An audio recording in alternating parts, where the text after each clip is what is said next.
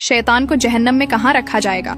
और क्या आप जानते हैं कि शैतान फरिश्ता नहीं था, बल्कि एक जिन था जो आग से पैदा हुआ था, लेकिन ये फरिश्तों के साथ रहता था। शैतान अल्लाह ताला के दरबार में बुलंद दर्जे पर फाइज था। हजरत काब बिन अहबार रज़िया अल्लाहु अन्हु का बयान है कि शैतान 40,000 साल तक जन्नत का खजांची रहा, 80,000 साल तक फरिश्तों का साथी रहा, 20,000 साल तक फरिश्तों को वाइज करता रहा, 30,000 साल तक अल्लाह के करीबी फरिश्तों का सरदार रहा और 14,000 बरस तक अर्श का तवाफ करता रहा।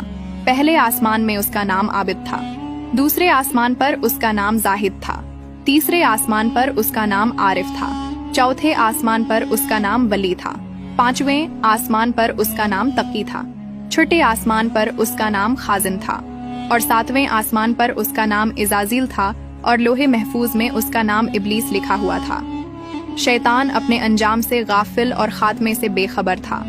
जब अल्लाह ताला ने हजरत आदम अलैहिस्सलाम को सजदा करने का हुक्म दिया तो शैतान ने इनकार कर दिया और हजरत आदम अलैहिस्सलाम की तहकीर और अपनी बड़ाई का इजहार करके तकब्बुर किया। शैतान ने कहा कि मैं उससे बेहतर हूँ, मैं आग से बना हूँ और आदम मिट्टी से बना है, मैं उसको सजदा क्यों करूँ?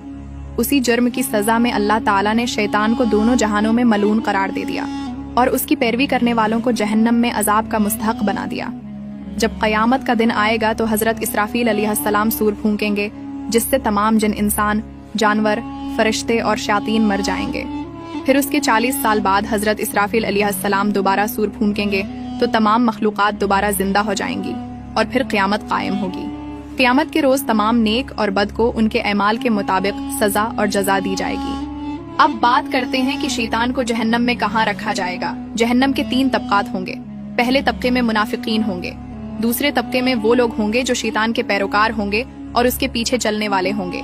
बरूज़ क़यामत शैतान इनसे भी भागेगा और ये कहेगा कि क्या मैंने कहा था कि मेरी पैरवी करो, आज मैं खुद को नहीं बचा सकता तो तुम्हारी क्या मदद करूंगा। जहन्नम में ऐसे लोगों का इमाम और सरदार शैतान होगा। तीसरे तबके में आम जाहिल कुफार होंगे, ऐसे कुफार जिन तक इस्लाम का पैगाम तो पहुंचा, लेकिन जहालत और उनकी जिद ने उन्हें इस्लाम से दूर रखा और वो दायरा इस्लाम में दाखिल नहीं हुए। दोस्तों, कुरान और हदीस में अल्लाह ताला ने शयातीन से बचने के कुछ तरीके बताए हैं। जैसा कि एक हदीस में जिक्र आता है कि जब कोई शख्स सोकर उठे तो वजू करे और 3 मरतबा नाक झाड़े, क्योंकि शैतान रात भर उसकी नाक के नथने में बैठा रहता है, जिससे आदमी पर सुस्ती गालिब आ जाती है। बस नाक झाड़ने से वो सुस्ती दूर हो जाती है। एक और हदीस में हुजूर अकरम सल्लल्लाहु अलैहि वसल्लम ने फरमाया कि जब गुस्सा आए तो आऊज़ु बिल्लाहि मिनश शैतानिर रजीम पढ़ लिया करो।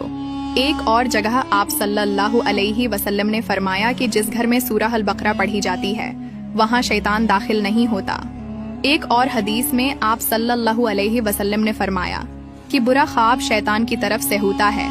अगर कोई बुरा ख्वाब देखे तो बाएं जानिब थू थू करके शैतान के शर से अल्लाह की पनाह मांगे।